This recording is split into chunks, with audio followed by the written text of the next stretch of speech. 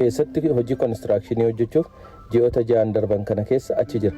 Konkolaataa baay'ee bareedduu poost jedhamtu namichi abbaan qabeenyaa tokko kan keessa taa'ee jiru Saamu'eel daawwachuutti fufa. Booda namichi maal daawwachaa jirtaa jennaan konkolaataan kee baay'ee bareeda. Yooyyaa nagaan isiniif haa ta'u akkam jirtanii nagaa qabdanii kabajamtoota fi hordoftoota koo an nagaan qaba galata rabbii.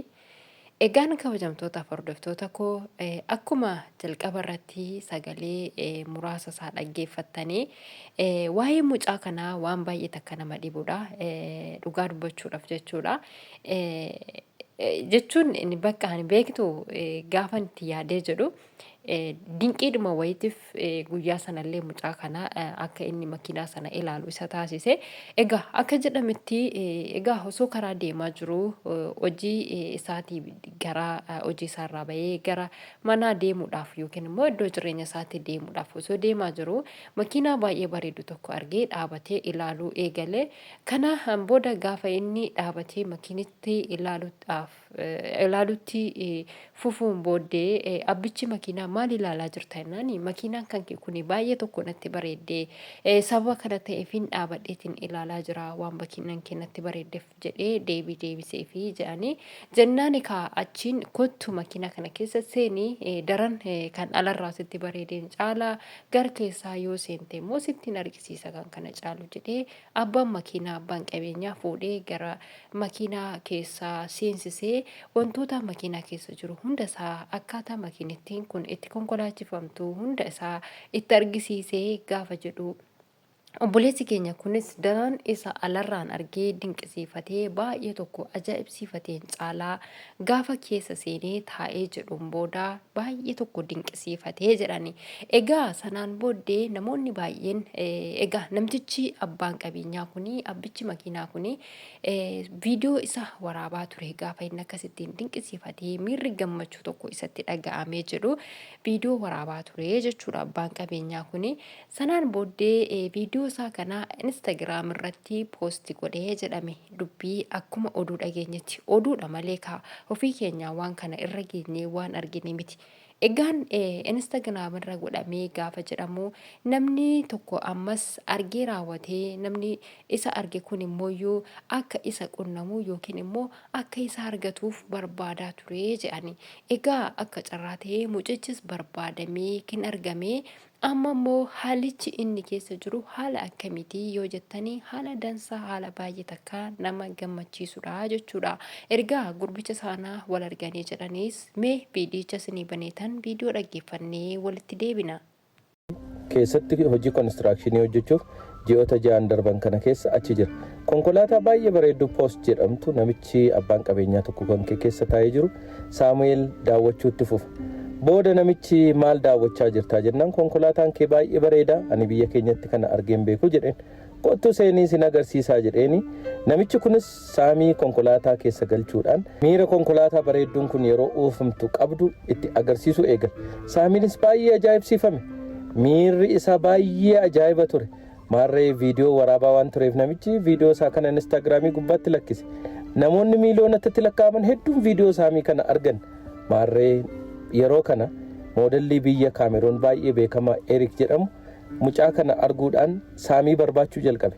Eriik turtii sa'atii 2 bakka hojii saamii dhaqee barbaade booda saamii fuudhee gara mana rifeensa sirreeffatanii geesse uffata adda addaa bitee fi kunoo akkuma argitan fuulli isaa saamiin haala ajaa'ibaatiin rifeensi isaa haala ajaa'ibaatiin hojjetame. Bakka gabaa dhaqanii uffata bitanii booda hojii moodelummaa akka inni hojjetuuf uffata adda addaa agarsiisuun suuraa kaasuu eegalan.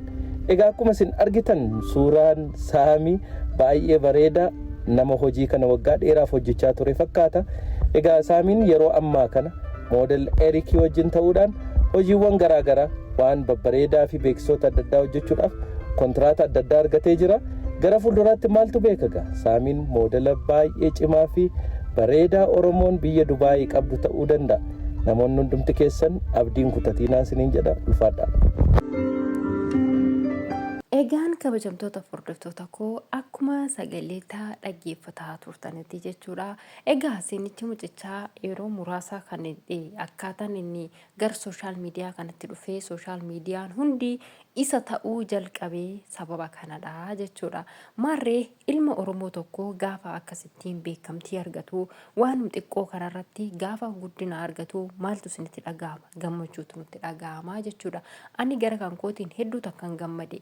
Mucaan kun haala gaariidhaan yookiin immoo waan baay'ee takka isaaf dansaa ta'e takka argachuu danda'a. Rabbiin isaa dandeessisu, rabbiin isaa argamsiisu hedduu takkan gammade dhugaa dubbachuudhaaf jechuudha. Maaliifini kaleessa akkam akka ture har'ammoo akkam akka jiru gaafa argitanii namni gaafa harkaan qabne gaafa dhabee mucaan kun dhabaadha rakkataadha jechuu barbaadee miti. Haa ta'u malee immoo amma mee uffannaa isaa amma inni itti uffatee akkasittiin bifa bareedduu kana nutti argisiise kanaafi haala immoo kaleessa inni itti adeemaa ture gaafa ilaaltan mee maal jettu? Isa dhugaa dubbachuudhaaf jechuudha. Maarree dhugaadha namni gaafa waa harkaan hin qabne namatti bifti keessatti jijjiirama, wanti hundinuu sitti jijjiirama. Gaafa immoo waa qabdu wanti hundinuu sirraa bareeda jechuudha.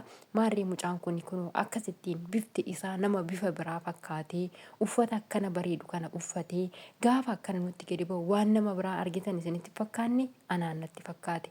Mucaa kaleessaa sana osoo hin taane suura dhuman immoo biratti argaa jiru kana osoo hin taane suuraa nama biraa natti fakkaataa ture jechuudha. Maarree wanti hundinuuyyuu ni jijjiirama, wanti hundinuuyyuu ni qayyarama. Bakkuma taa'e sanatti taa'ee hin hafu, bakkuma argitan sanatti deebitanii hin argitan. Wanti hundinuu ni jijjiirama. Kanaaf obboleessa keenya baga gammadde kanumaan caalarree carraa gaarii argadhu iddoo guddaa ga'ii waan isi haa milkeessu siin jedha. Kanuma karoorri kan koo fi yaanni kan koo siif jechuudha. Dhugaa dubbachuudhaaf hedduu takkan gammade gaafan sooshaal miidiyaa garaagaraati irratti argu baay'een gammade. Suura isaa duraa laalee yommuu amma akkasittiin bifa isaa suura gaafan ilaalee jedhu uffannaa isaa waa hunda isaa gaafan ilaalee jedhu jijjiiramni innaa duraatii fi innaa ammaa waliin madaalee gaafan ilaalu jijjiirama yeroo gabaabaa keessatti guyyaa takkaa keessatti agana mucaan kun jijjiiramuu jechuun guyyaa dheeraa osoo itti fudhate wantoonni kun agam jijjiirama kanan jedhuun yaade. Kanaaf immoo har'a barbaadamuun kan kee har'aa kun daran siifaa ta'uu siin jira haadha koo. Guddadhu iddoo guddaa nuuf ga'i. Egaa guddinni kan kee qofa osoo hin taane kan ilmaan Oromoo maraati jechuudha. Maaliifin ati biyya kee himatta. Biyya kee himatte jechuun immoo nus nu himatte jechuudha. So kanaafiyyuu rabbii iddoo guddaa si haa qaqqabsiisu. Dudduubatti siin deebisee fuulduratti malee siin jedha. Kanaafiyyuu baay'ee sii gammanne. Baay'een gammadanii gara kan kootiin jechuudha. Isa dhugaa dubbachuudhaaf baay'ee tokkoon gammade. Maashaallah dhugaa maaliifin namni waan xiqqishuudhaan barbaadamta. Waan xiqqishuudhaan xiqqeeffamtas jechuudha. Waan xiqqishuudhaan guddifamtas, waan xiqqishuudhaan xiqqeeffamtas. Rabbiin immoo xinneenya jara gaddeebii jalaa namaa baasu ol ka'uu ol adeemuu bareeda. Kanaaf obboleessa keenya ammallee karaan kan kee ifa fuuldura kan kee barbaadamuu siif haa ta'u siin jedha. Dhugaa dubbachuudhaaf karaan kan kee karaadhuma itti barbaadamaa deemtu siif haa ta'u. Maashaallah dhugaa dubbachuudhaaf hedduu takkan gammade. Hedduu takka jechuudha dhugaa baay'ee tokko natti tole. Akkasii kabajamtoota hordoftoota koo namoonni har'aan akka carraa gara chaanal kanaa dhuftan sabiskiraayib gochuudhaan maatii keenya ta'aadha. Namoonni maatii taatanii jirtan immoo laayik sheer godhuudhaan nu jajjabeessaa. Kana hunda waan gootaniif guddaa galatooma. Horaa bulaa deebana. Hanga waan biraa qabannee deebinee dhufnutti nagaa fayyaatti nuuf tura.